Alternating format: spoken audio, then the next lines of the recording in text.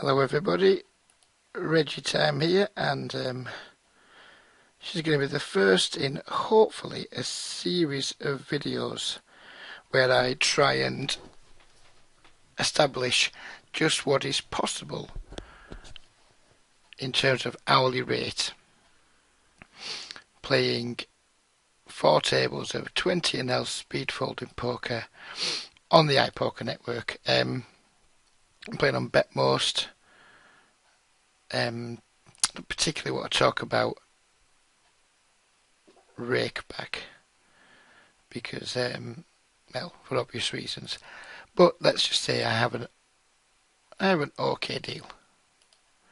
And but we need to consider, the first thing we need to consider with the rakeback is if you are talking to affiliates right now and thinking about moving to iPoker and they're talking to you about having 60%, 70%, 80% rate back, just be careful because you're not actually getting that.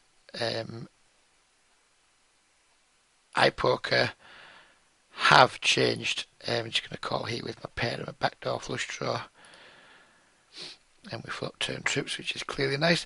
iPoker changed the way they apportion rate contributions to players. Back in February, I think it was. So now, anyone that was getting 60%, you're only getting around half of that now because they apportion more rake to losing players than winning players. It's kind of it's their way of trying to make games fairer. Well, that's how they spun it. I actually believe it's just their way of keeping more money for themselves. But that's the environment we're in with poker at the moment. So. We just got to get on with it as grinders. There's nothing much we can do about it. We can't change anything. We either have to choose to play on the sites under their conditions or not.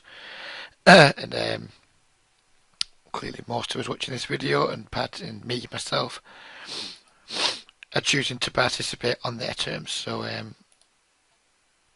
yeah, we are where we are with it. So I would imagine you can get around 30% in terms of a real rate back still on the sites if you shop around. Just checking back here with my 7. Do not believe I'm going to get caught by worse too often. Probably just going to win the hand. If you shop around, I would imagine 30% available, and if you can imagine that I'm probably not going to be playing getting less than that myself, you can kind of have a bit of a good guess of perhaps whereabouts I lie in the rate in terms of my rewards from BetMost. Let's just put it that way. So I'm hoping that it's going to be possible over maybe 50 hours, which I plan on putting in for this experiment. Because the reason I'm doing it, by the way, is because lots of people are asking me right now is speed poker's where it's going. I'm not a huge fan of it. I'd rather it didn't exist, but it does exist. Unfortunately, that's where a lot of the traffic's being driven, and I think it's something we're just going to have to learn to live with. So I've been mostly playing 888 with my speed poker. I know what hourly rates are possible there in their games. I'm wondering if playing in these games exactly. I mean, how much tougher are these games than the 888 games, and are we compensated for the extra toughness by the extra rewards we get? I guess that's the equation or the problem I'm trying to figure out now, and I'm trying to figure it out for myself, but also because lots of people come to me and say, is it worth, which is the best site for me? So just going to check back here with the jacks. Again, it's a really bad board for me. Can't get called by worse, but there's still a very good chance that I have the best hand. I have absolutely no idea what's going on here, but I'm just going to get out of it. Just going to check by the jacks again.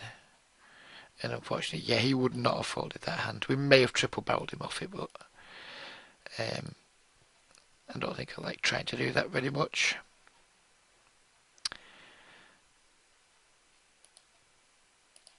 So yeah, the plan of this, sorry, we haven't got off to the most fluent of starts in this video.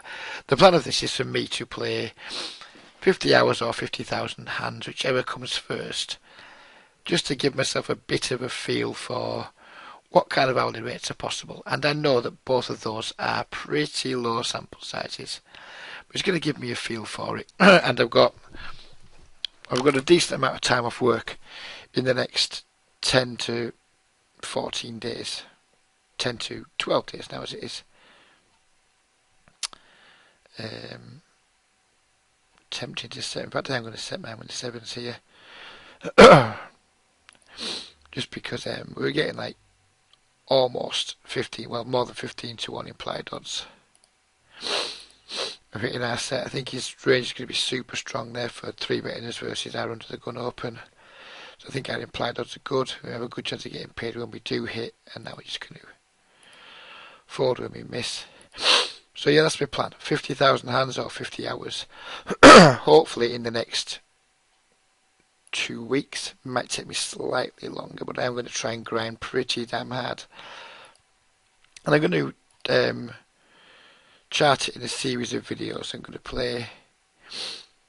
I'm going to record at least half of my sessions, at least one session a day, and upload it, just so I can keep track of my thoughts, update people on it who may or may not be interested. And it just helps me. I mean, I used to keep a written blog where I used to regularly just write about how I was feeling about the games, how I was feeling about my game, etc., etc. I don't do that anymore. It's quite time consuming. The site that I did it on no longer exists, and yeah, I think this will be a nice way for me to collect my thoughts every day, talk about what's happened. Have I played well? Have I played badly? How do I think the games are? How do I feel it's progressing? All those kind of things. So be prepared to see a lot of videos from me. If you don't like me, if you keep downvoting me on Reddit, you're going to get pretty pissed off with me in the next few weeks, or the next few days, should I say. But hopefully if you enjoy the stuff that I do and how I approach poker and how I talk about poker, hopefully you're in for a lot of videos that you can get a lot from. I'm going to lead out here with my Queen Jack. We have backdoor flush draws. It's a limp pot. We can have anything. We have backdoor flush draws, 2 overcards, backdoor straight draws. And he might just fold. He might just limit him at ace-5 offsuit and just fold. He raises. Really easy fold. No problem with that at all. I think the thing I like about these games already is the fact that they don't mind being four-handed. They don't dick around waiting for tables to fill up, which is good because it kind of gets rid of under the gun and middle position, which I kind of don't really like that much anyway. Not that fond of those positions, so the fact that I'm not playing in them as often, yeah, it's nice.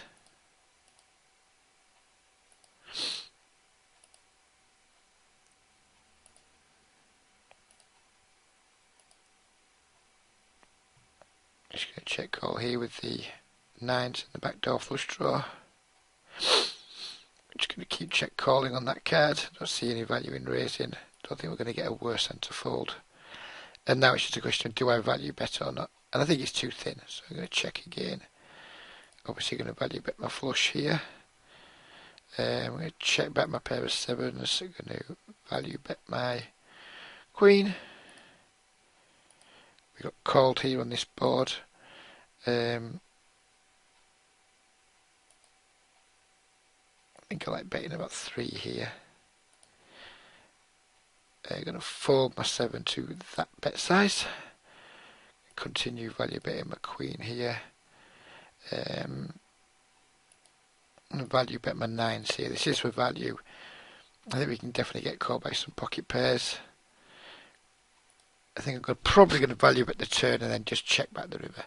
On table 1, that's a pretty bad river for us, so I'm just going to check fold unless he makes a tiny bet. That might be a bit too big with the 9s. It might be hard to get called by a worse hand there.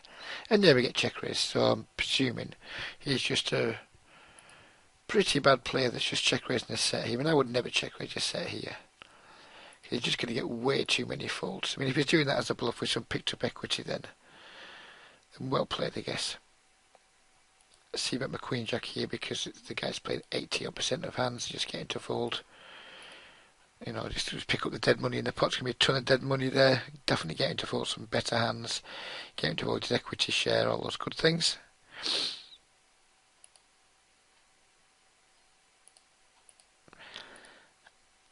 What is my expectations of these games? Do I expect them to be much tougher than, say, 30 NL Snap, €20 NL, $30 NL? There's probably not a great difference in terms of financials. I mean, €20 and that's probably about $25 NL, so it's slightly lower than 30 NL. How am I expecting the games to play?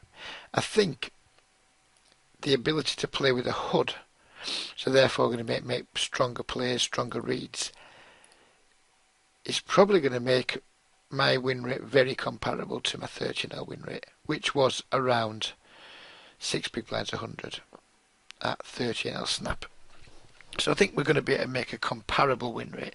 So what's my projections in terms of what I can possibly make in terms of dollars per hour? If I think I can make, say, 5 big blinds 100, and say I'm going to be getting close to 1,000 hands an hour. I need to fast play my set here on this board. I select the limper table 1. I'm just going to call here now and hope a heart doesn't come on the river. It'll be folding if a heart does come, and the 8 comes, which is quite an interesting card. I think I've got a bet for value here. I think he's going to be bluff catching a lot, so I'm not going to disappoint him. Check back my 9s this time because of his stack size. Kind of just going to try and get one street or induce some things like this. I mean, that bet isn't really very big. I prefer him bet a slightly bigger bet, like 80 cents or something, but he might just stab the river with the worst hand too. Just going to call down here. Don't see any value in raising.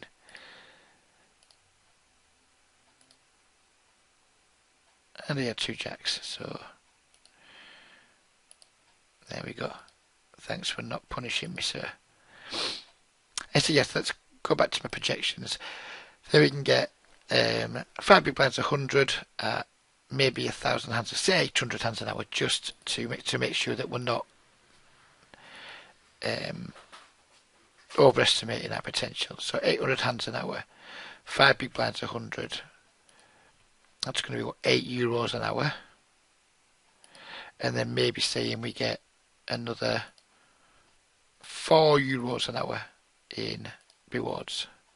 That's going to be €12 an hour, which, if that does bear out that that's what it's possible to make, or that's what people were making in these games when they're 4 tabling, that's probably, well, not probably, that is more than my 30-0 win rates, hourly rates, less than my 50-0 win rates. But I'm going to 3-bet the ace-10 suited here for value. But we're going to be hopefully reducing the actual financial swings, because obviously playing 50-NL swings are, playing 50-NL, say a 4 big blind 100 win rate, the swings are going to be way more than playing 20-NL at a 5 big blind 100 win rate for obvious reasons, which will hopefully help keep my mental game in shape, and will hopefully keep my motivation a lot higher, because I won't have as many of the sickening $500, $600 downswings that come pretty much on a monthly basis when you're playing 50-NL. And yeah, so whilst this is a scouting mission so I can answer questions more, it's actually a scouting mission for myself, because I'll get back to this in a moment, we've been donked into here by this one looks pretty tight for now. I don't see any point in racing here. We're just going to call and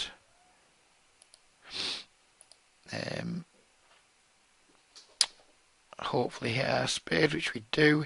I think his range with donkey is going to be quite strong on the flop, so I'm going to bet pretty big.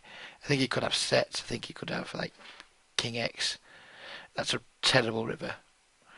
I'm really not going to be comfortable if he bombs into me. Very glad he didn't bomb into me. And I'm going to make an exploitable check back here. Well, not exploitable, because obviously you can't exploit my checking back range. But I'm going to make a weak check back here because I just don't think he's going to call with worst too often. And hopefully we can find out what he had in a moment. I mean, that could be weak. But he was 15-10, he donked, and then called the turn, which kind of implies he's got maybe King X. But more like, I mean, I was thinking mostly there. It sets and things. Is a big part of his range. King X could be, I mean, it's obviously not could be, it is in his range. But can we see?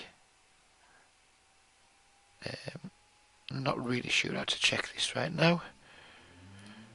Can we just pull one of these up and does it pull up a bar? I'm not entirely sure.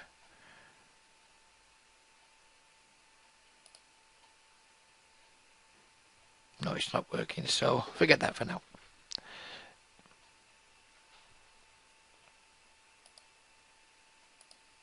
Yeah, so it is also like a recognition for me because I don't rely on poker for all of my income. I don't need to make, a huge amount of money from poker.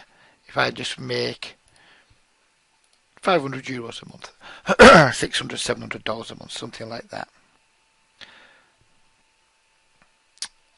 I'm going to continue my bluff on the turn here with the good shot and the flush draw. Yeah, so I don't need to make a ton of money from poker. I mean, if I can make €600 a month, I'm going to be pretty happy with life. On top of my day job income, that's going to be absolutely fine, more than enough for me. I'm going to float this backdoor flush draw, backdoor straight draws. So yeah, I mean, if I can just make €600 a month playing lower stakes, then I'd be really happy with that situation. It's enough for me. Got a double barrel here now. With the now picked up an opening straight draw, and he's just checking. Going to keep bombing the aces. I would hitting some hands at the moment, guys. Now, how much do I want to bet here so I can shove the river? 193. He calls. He's going to put 5. Yeah, it's going to be fine.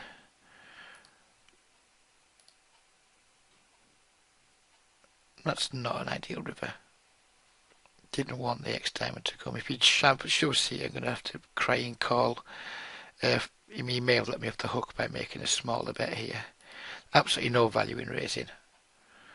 I expect to lose a lot, but that said, we're getting like 4-1. Yeah, unfortunately, he should just shove there. His €2 bet is just leaving money on the table. Again, I've been let off the hook by somebody with a better hand that's just failed to make good bet sizes.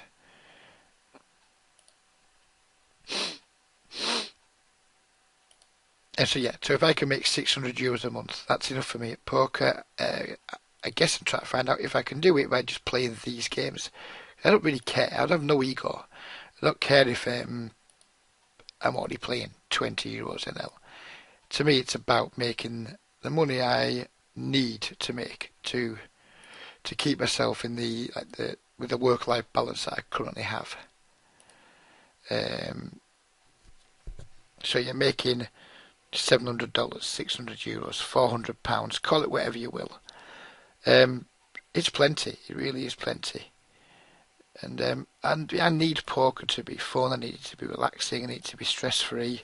And to be honest, the last couple of months, I've been like hocking around a few different sites. It's been a little bit stressful, not massively stressful, but I mean, I think the games are definitely getting tougher. 888 has had lots of disconnection issues. The games are getting tougher anyway. More rigs migrate there. It's not what it used to be. I've been searching for an alternative for a while now.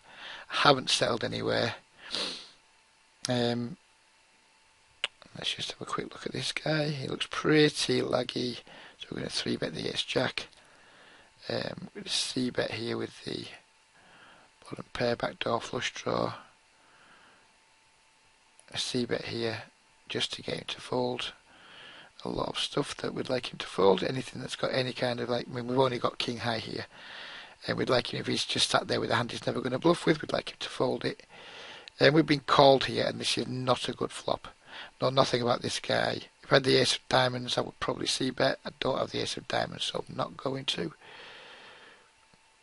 Check raised up on table 1, so a really easy fold. Yeah,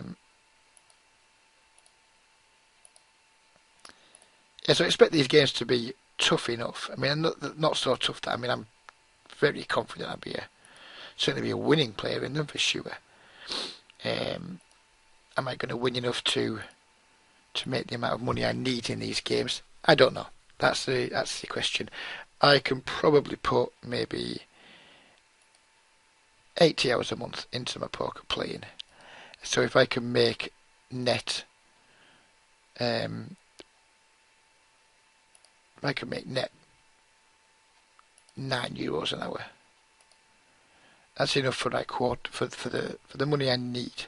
If I can make more than that, then great, it's even better. So that's kind of what I'm looking for, and I'm going to continue charting that for a number of weeks, for a number of days, and we'll just see. I'll regularly update people on what my current hourly rate is. It won't matter over small sample size what my win rate is, all those kinds of things at the start of every next session. I'm going to 3-bet the 8-9 suited here. It's going to flop pretty well for us when we do get called. If we get 4-bet, we have a super easy fold. What I'm really looking forward to doing is using stats again. Seems like such a long time since I've been able to use stats as part of my play. And it gets a little bit depressing when you see the stats and all you see is just massive amounts of tags everywhere. Like tags, nits, lags, and basically just not many fish. But that's just the state of online poker right now. And as depressing as it is, we just have to get on with it because there's not much we can do about it. I really do try and recreate, or I have been trying to recreate a live environment in my games. I try and create an environment where I'm in soft games. That's getting harder and harder to do. And to the point now where I'm kind of thinking maybe I just can't do that anymore. Maybe I need to jump on this whole speed poker, high volume, low win rate thing that I've kind of repelled against for such a long time. I mean, it makes me quite sad to have to say this, but in the current state of online poker, maybe that's just where we're at. Maybe that's just where I need to be. Maybe I've took too long in adjusting to that. So I guess we'll see. I'm going to double barrel here now with the. I'm just going to check down my ace jack, hope I'm good a decent amount of the time. Yeah, this was the plan here, was to like just barrel off. Once he checks back the turn, I'm going to raise this bet here, get the king queen, hope he doesn't shove on me, but raise for value. And then I'm just going to really bomb the river and just hope he finally falls something like 10x or 8x. It's because the hands just run out in a way that it's just induced me to make this play, and he shoves on me, which kind of surprised me. I expected to get called maybe, but not shoved on. Table 4 is a horrendous river. Just got to fold again. Yeah, I mean that's unfortunate when the fish has you dominated like that. But what can we do?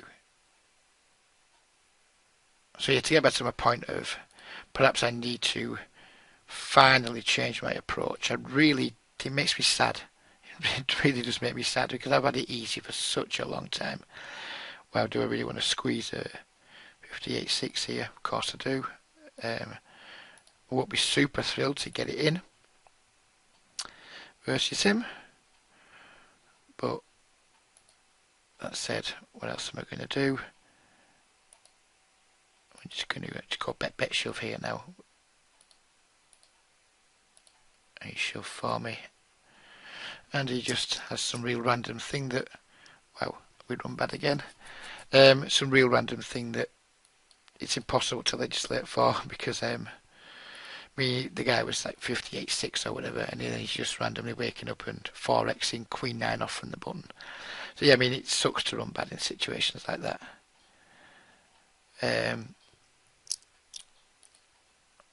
but there's not really an awful lot we're going to be able to do about it, and we're just going to have to get on with it. It's not the ideal start to my challenge to probably already be maybe a buy-in and a half to 2 buy-ins down, but I mean, what we're going to do? You have people playing that badly against you. It's what you want. It's what you want to see. You just don't want them to hit the 5-outer, but they do. People hit 5-outers all the time. Going to just call here once with the King Jack. I mean, I expect Daddy Moose to be pretty strong, but when the 56-22 comes along for the ride, I would have called this bet if the board hadn't paired, but once the board pairs, obviously our Jack outs are no good anymore, so just have to fold. These games actually do seem pretty okay, to be fair. There seems to be plenty of loose action in them.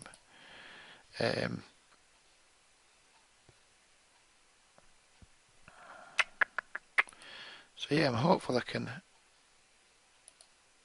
find a new home in these games. The problem with these games is if I do build my bankroll up to a point where I want to take shots at 50 NL, because I have just started this challenge with €200. I did not want to move on my bankroll across, because it is just an experiment. If I do move my bankroll up to a point where I'm roll for 50 NL, 50 NL doesn't really exist on this network in these games, in the speed poker games, which is a shame. But then again, if I'm making my €12 an hour that I hope to make, I wouldn't really need to move up, wouldn't particularly want to move up. I'm going to 3-bet the ace queen. Just call again with the jack. I'm going to fold the river if I don't improve, and I don't really see that. I mean, we've improved now past pocket queens, pocket aces, I guess. So I'm going to have to call a bet. But if he does bet here, I don't expect to be good a lot of the time. I'm going to just shove my ace queen. Just going to call here and hope he doesn't have ace jack or queen 9 or who knows what. And he had just a complete air ball, which is nice.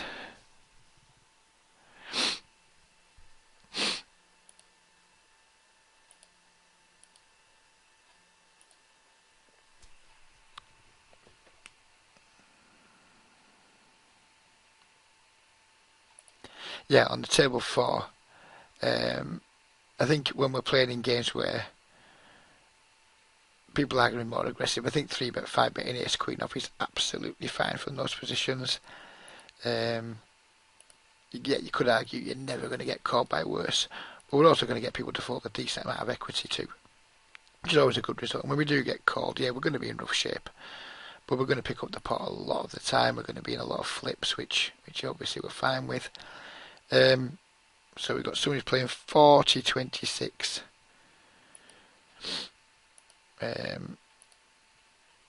Now we have to call 14 to an 18 with ace queen. I was 3-betting for some thin value. I'm just going to fold to this 4-bet.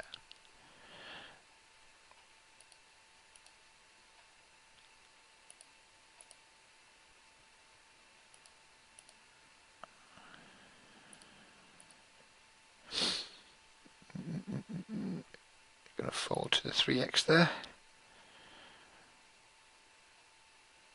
King jack off under the gun to fold for me.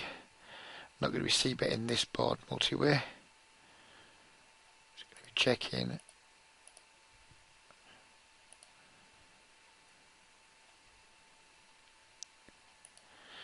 And folding.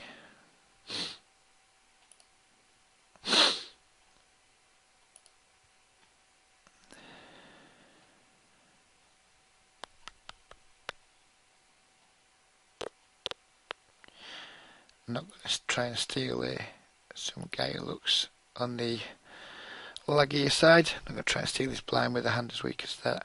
So we've been donked into on this board by someone who appears to be a regular. With no backdoor draws, I'm just going to fold. 3-bet the jacks here, blind versus blind, and not fold. Shove if you 4-bets. Call if you jams. Very, very standard. I don't think there's an awful lot to discuss here, to be completely honest. If we get called as a better hand, then just tough shit. That's just life. Can we hold? Nope, we can't. So, yes, we are running salty, shall we say.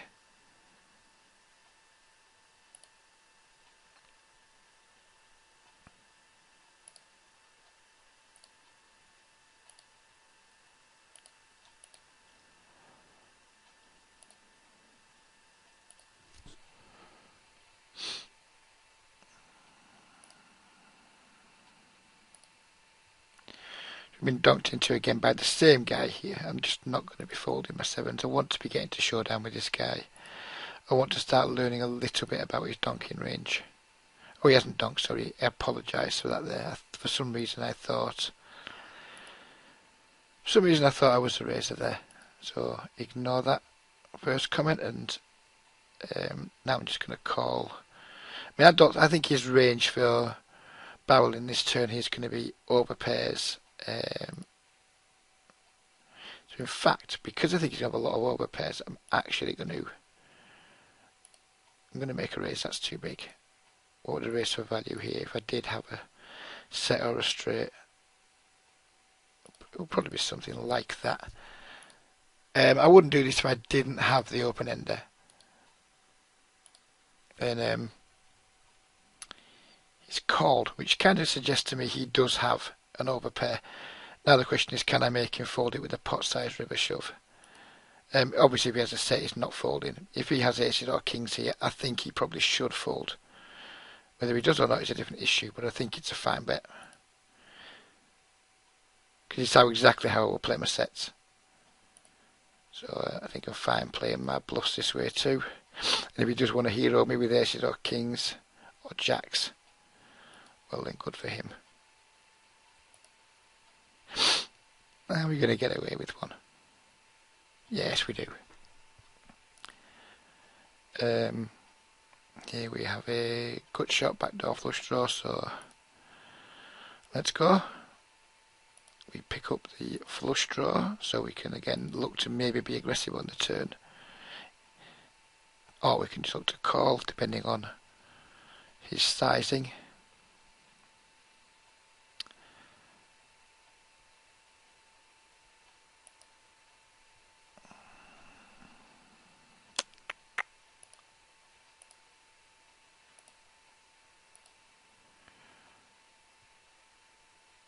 Don't know much about this guy's double barreling frequencies. We don't have much of a time bank.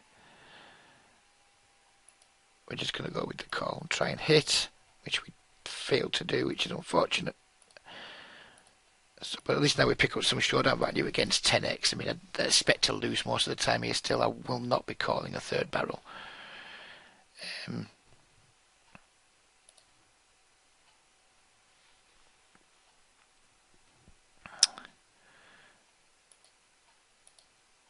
Just going to fold.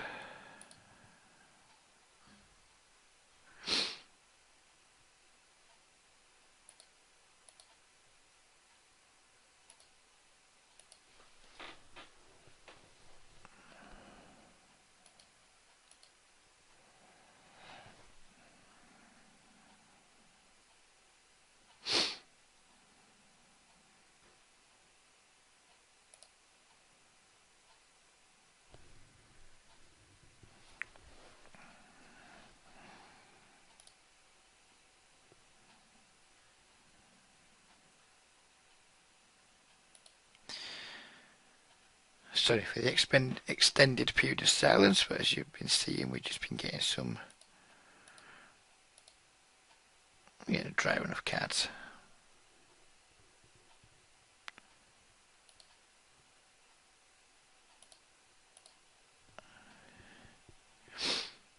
So I mean, we've been playing this session now for just 34 minutes. We've already racked up close to 500 hands.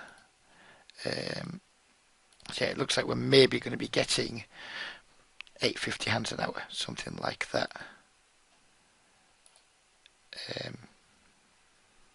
Which is clearly fine. when we get check called on a board that dry, I'm done with the bluff.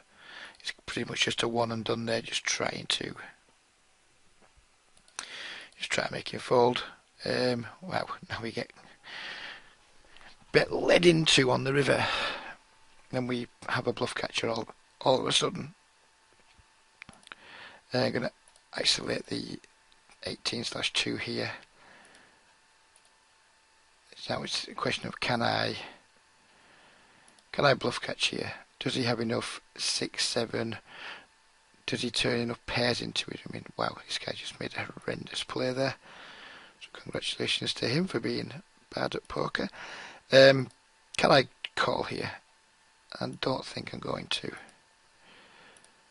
Don't think my hand's quite strong enough there.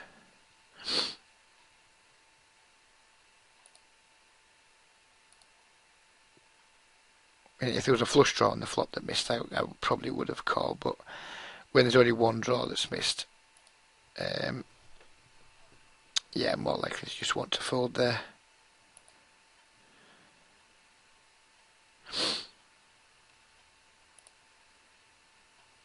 These videos, I'm going to aim for them all to be around an hour long. I'm going to try and produce a 1 hour video every day for the next 10 days.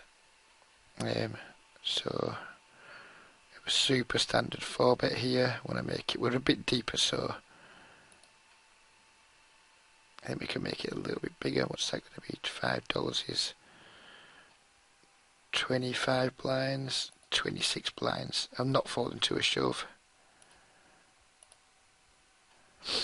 And he just folds. The reason I made it deeper, I don't normally make my 4-bets so big, but the reason I made it bigger, I don't normally make my 4-bets so big, but when we are a little bit deeper, I think we can absolutely make some slightly larger bets, especially when we're planning to stack off anyway.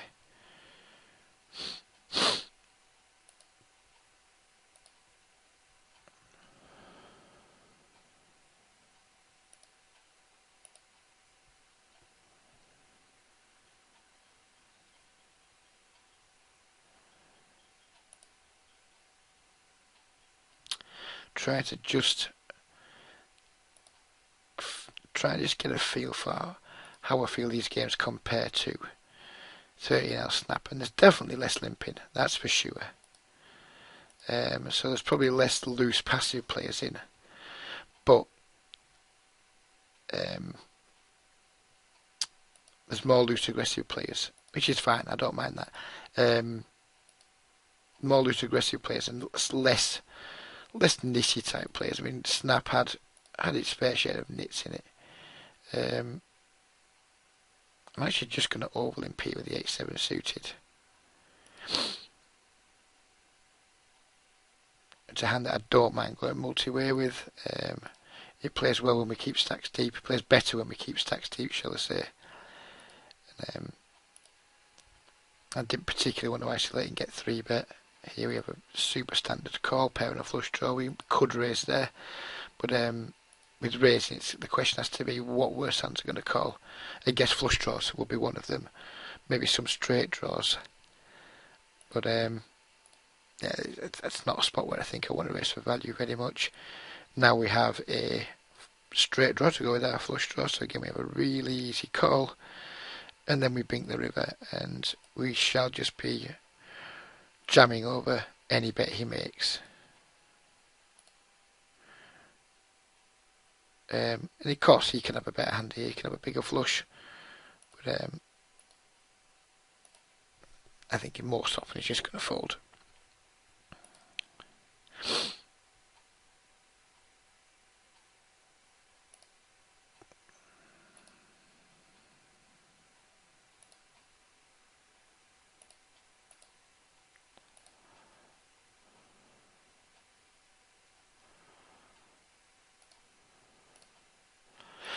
So yeah, how do the games compare overall? That's my initial impression. Obviously it's way too early to start by check calling here. It's obviously way too early to make really broad assumptions, but I'm going to keep checking. I want to play a pot with this guy under the gun, this Our Man, whatever it's called. So I'm just going to call, even though this guy this Mo, whatever the hell he's called, doesn't have much of a stack. I want to kind of call because I want to be in a pot with him. I'm going to just call here with my flush draw and my pair. And I may check call this river because when he doesn't bet the flop, then he just does bet the turn. I think he's going to have a lot of that weaker stuff in this range. It's just stabbing the turn and then might just continue bluffing the river. So my intention was to call there. I'm not going to try and bluff two players, particularly players who I think are likely to be fishy and very sticky.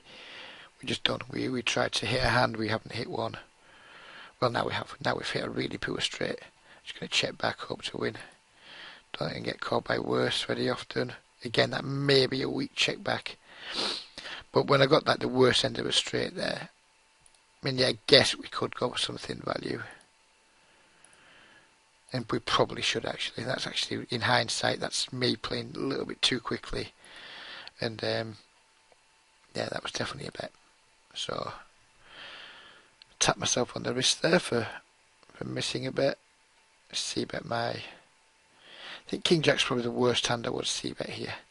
But because we have the gut shot to go with it, I think it's probably just about okay.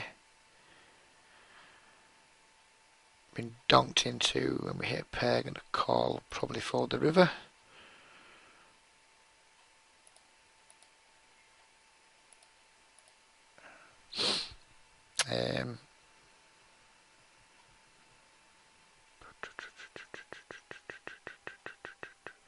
This guy, we just played the last pot with him and he didn't try and pick the pot. He played it very passively as the pre-flop raiser. So with that in mind, I'm just going to make a 4 to him for that time being. And we'll just see how things progress with him. And we'll learn more about him.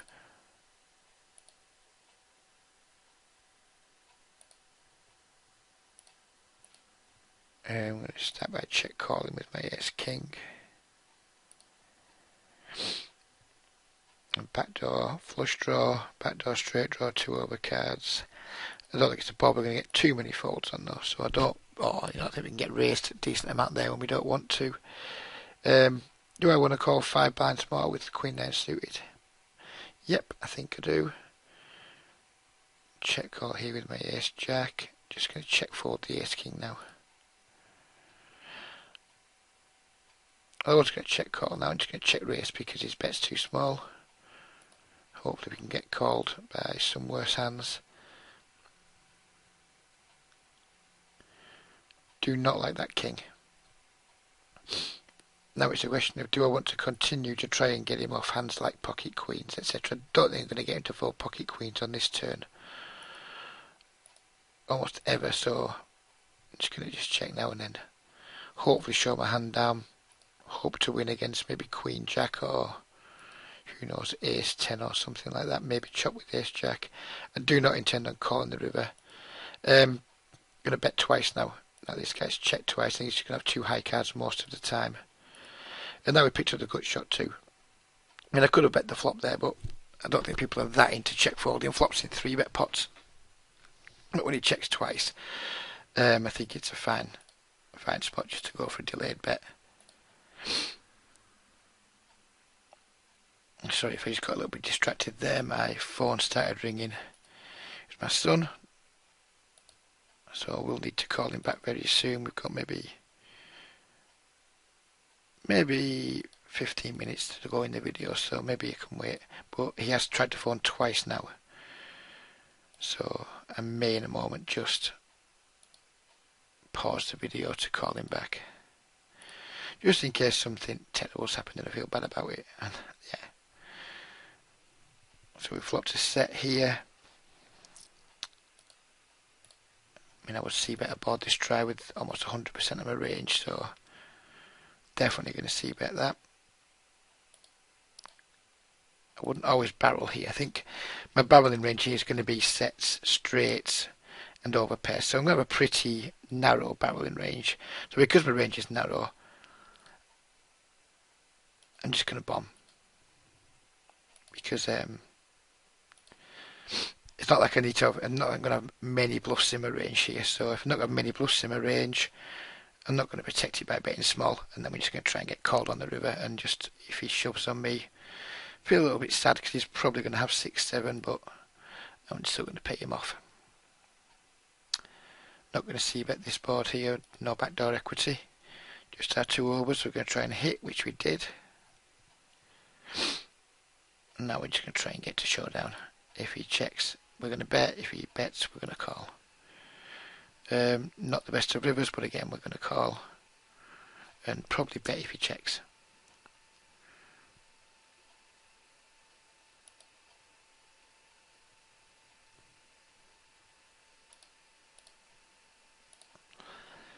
See, we appear to be gaining a little bit of traction across some tables after our initial stormy weather. I am just going to pause the video for a moment because my son's phoning for the 3rd time. So I'll be back in one moment. You hopefully won't notice anything. So here we are, we're back. I just on my son, it was nothing particularly important, so we can continue with the video with peace of mind. So we're going to check raise our set here. We're going to 3-bet our jacks and not fold them to some guy who's playing with half a stack.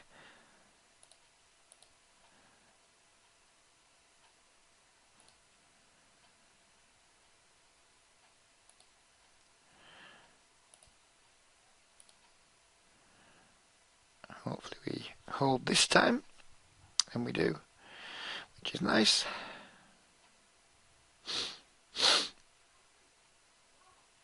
Unfortunately, we didn't get any action with our check raise. C-bet the 9s, the Queen 9, just hopefully get him to fold. Ace highs, King highs. Probably not going to fold any pocket pairs, but you know, you get to find C-bet. I think we kind of got a bit of showdown value, but when he calls, just going to be done with it most of the time. If he checks his river, I mean, I'm going to call here again. I'm not going to call the 3rd barrel here. And I'm just going to check here because I just don't expect him to fold a full house. If he wins with ace high, that's unfortunate. He certainly wasn't going to fold that hand. And with the ace 10, I think we have enough showdown value to check here. Don't see any value in turning my hand into a bluff and betting, and I also don't see any value in betting, so it's a pretty trivial check back, and we chop the pot.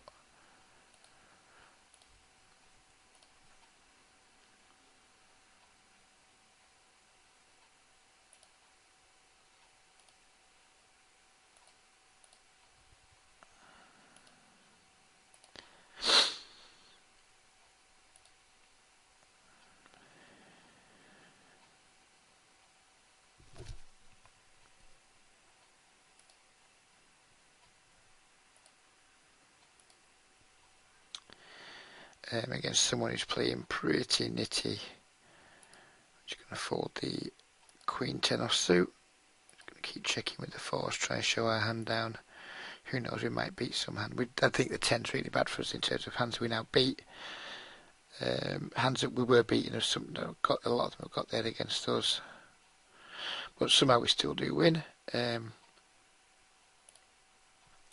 was about to 3-bet the King Queen there. Shame that I didn't get to.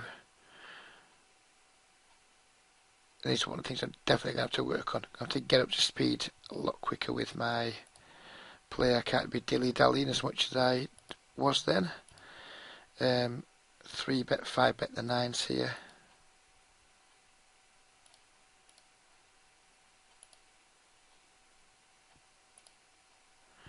Unfortunately, he doesn't accommodate us by 4-betting, and we get a flop that I'm not thrilled about for obvious reasons.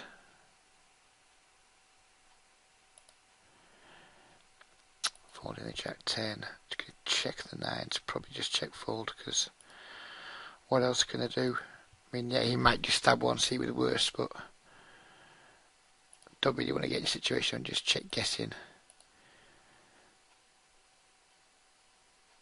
I mean, this is one of the more irritating things, and people just never, well, not never, but people just don't fold to 3-bets very often. And with hands like 9s, this is a problem with. We 3-bet them with the intention of 5-betting them. People are probably calling pretty wide, and then on these boards, it's like Now what do we do? This guy's got a 2.2% 3-bet so far. He's going to fold the king jack. Not worry too much about it.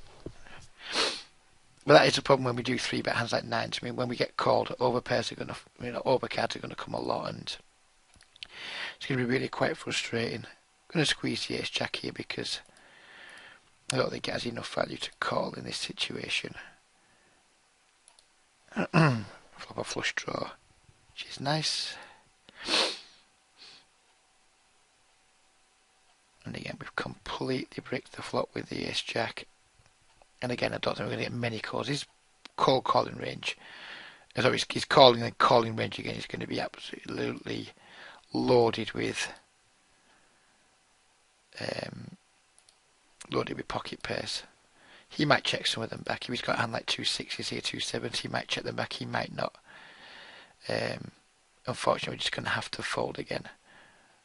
It's really quite frustrating, but this is what happens when we 3-bet high cards. You can get rid of people dust. I mean, it's just hard. I mean, unless we just have a really just never 3-bet. I mean, I guess we could 3-bet not quite as loosely because people seem to be calling a lot. That we don't seem to be getting 4-bet that often. So I don't know. I mean, we're getting value pre-flop with ace jack offsuit. I guess there's some thin value we can be getting, but I mean, how much of that value we're actually going to realise? Should I just start calling with a lot of these hands and then looking to play aggressively on some flops that connect pretty well with us? I honestly don't know. I'll look to check raise bluff more. It's something I'm probably going to have a little play with. We've been min 3-bet here by a 49/6. I'm not in love with the situation, but I'm not folding it either. He bets the river. I'm going to be really a little bit disappointed with life. He doesn't. Now it's can I get value? Is this guy going to check? What's he going to do with aces here? Or kings? Is he going to value bet or is he going to check? What worse hand to call here?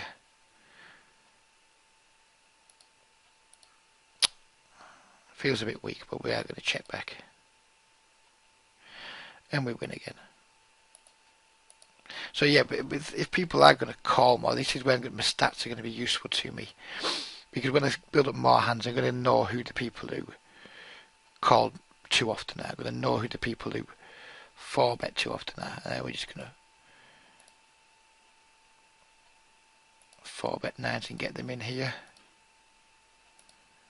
Hope he doesn't have something like jacks or tens. I think his 5-bet shoving range hopefully will just be made up of a lot of hands that we flip against. I mean, if this is the sort of person who 3-bet, 5-bets, jacks and tens, and we're in for a rough trot. But yeah, not that into just calling there. 2 potential fish in the pot. Well, not fish. I mean, this guy looks like he's a tag fish. 67-0. Let's face it, it's not looking like he's a genius right now. So I'm going to go for a bigger value bet.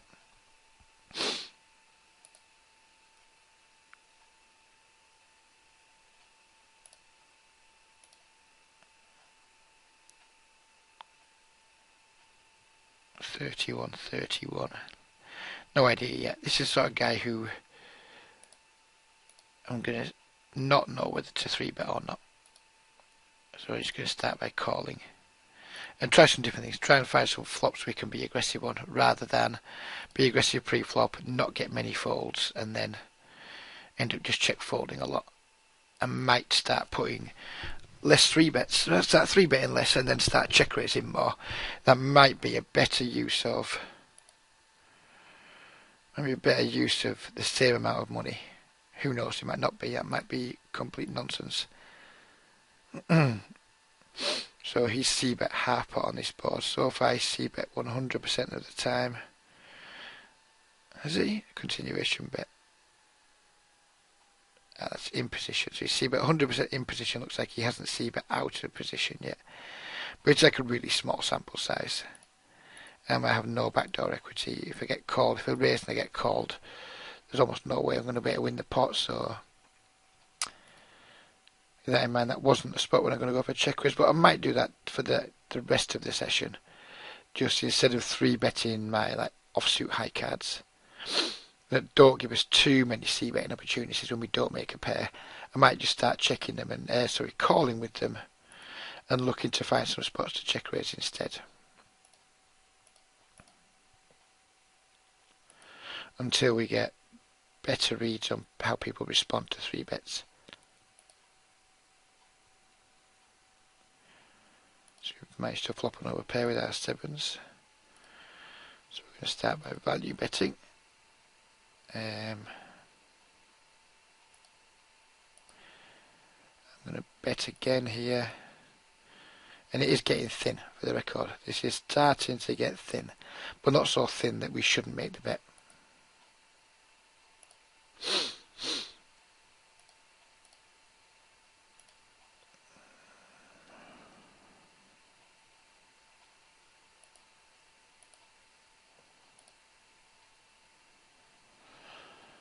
Two backdoor draws here, but because we're in the pot with 2 people, our fold equity is significantly reduced. I would call this if this guy had a real stack, but because he's playing with a girl stack, we just won't bother. And picked up a good shot here, but we're clearly not getting else to call, so we're just going to fold.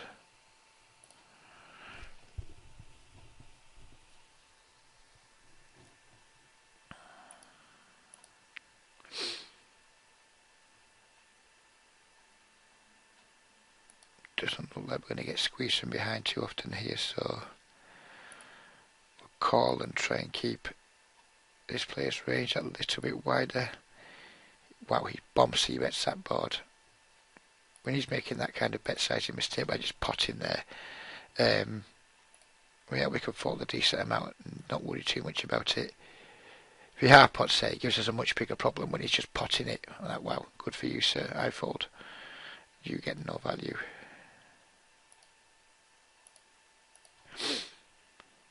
So we have a limper, big isolation raise. We are deep here with our man. So it's a question, do I want to call and keep our man in the pot, or do I want to 3-bet? I think I'm going to call and keep our man in the pot. C-bet, 3-bet, just to protect our hand here with the 2 3s. And we've been limp raised by our man. Now we're just going to call and just pray to the poker gods that we can bink a set. And we do. Which is clearly very nice. Sorry for the excitement in my voice there, but flopping sets pretty deep against fish, who probably have a strong hand, is always an awful lot of fun.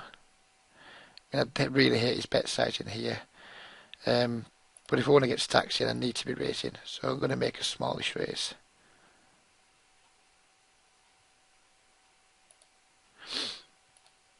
And I'm going to hope he doesn't have ace king, which kind of looks like he did have now, which is really unfortunate. But I kind of just hoped he had aces or kings or something there, and I wanted to try and get the money in as quickly as possible. I'm going to presume now that he just had ace king or some weird random bluff that he was just dicking around with, which is unfortunate. It's always a shame when you bink your set, you think, boom, here we go, it's payday, and then the fish doesn't have the hand he's repping, which is unfortunate. And here we are with a pot against him again.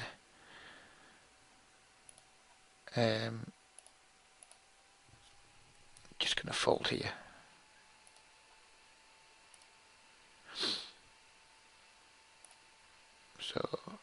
So lost track of time. We are just coming up to the hour now. So I'm going to continue this session a while longer, but I'm not going to continue recording any longer. I hope you've enjoyed the first video. I hope you can get on board with me and follow my little experiment here. There have been times where I have started doing things like this, most notably with the grinding a bankroll for PLO, and then bailed on it because I just didn't have the time to do it to learn PLO right now. this isn't something I'm going to bail on. I will see this out. I will see it through. And hopefully, come the end of it, we'll be in a position where when students do come to me in future, I can give them some informed advice on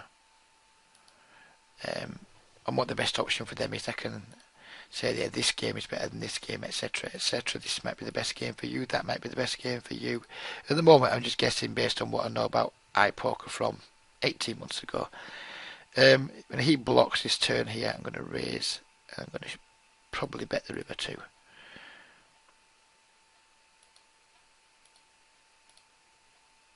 But I was going to bet the river's a bluff. Now we made a straight. I'm going to make a slightly smaller bet than I was going to make with my bluff size in, because now I want to get called. I don't want him to fold anymore. If he 3-bets, I'll feel a little bit ill. But he folds. I didn't expect him to 3-bet very often there. So my plan was to bluff the river there until I hit my straight, and then obviously our plan changes to value betting. I'm just going to stab here with the ace-10. Just in his stack size, so we're just going to shove the ace-jack. We're going to c-bet the king-queen with our backdoors. Oh, this video's never ending. Just giving up once he calls, and then that turn breaks off on us. We're not going to continue. We've been check called in 2 spots here, so we're just going to be done with the hand 2. And now there's nothing much can. Well, I've got 2 9s now. In fact, I'm just going to sit out to end the video, because we always seem to be in spots. I don't want to end the video mid-hand, so yeah, we'll do it this way.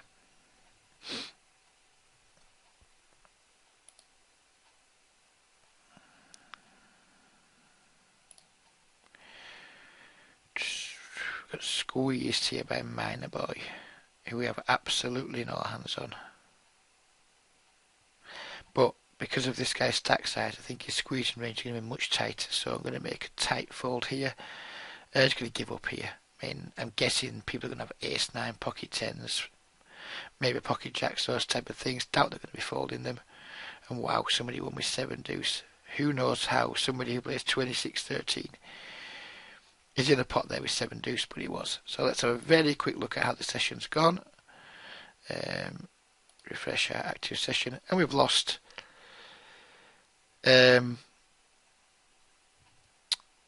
$44, which in euros is probably, I don't know, maybe just short of 2 buy-ins. Not quite sure. Can we change that to euros? Is it possible? Yes, it is. Yes, we've lost 2 buy-ins, which is clearly quite unfortunate, but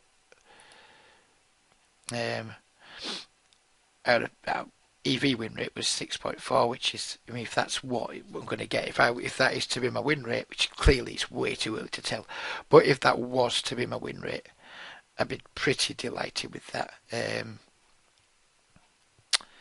Just have a quick look at the big pots while we've got it up on screen. Yeah, so we lost a flip. We lost.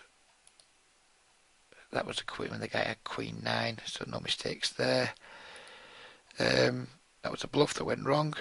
That was a suck out. Yeah, so I mean, I think I played fine in the session. We've lost 2 buy-ins, big deal. It's not the end of the world. We made a decent recovery after going down quite quickly.